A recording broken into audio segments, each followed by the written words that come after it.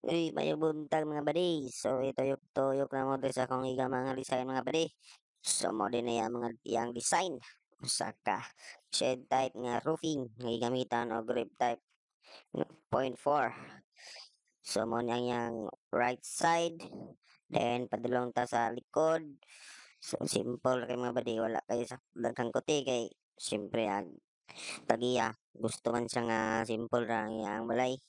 So di na kayo lang daghan mga kuan design-design.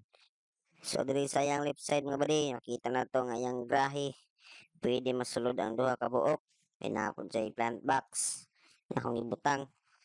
Dayon ang iyang grahe di wala ni siya ceiling nga buddy. Nakita ra gyud ang iyang trusses. So kay siyempre gatipid ang tagiya. Dayon mao ra po niyang gusto gid nga design. Makita ra. So makita ra nga trusses do nga buddy nga naka-rafter type. So iyang haligis tubangan mga tubo na siya mga buddy. So salamat kayo.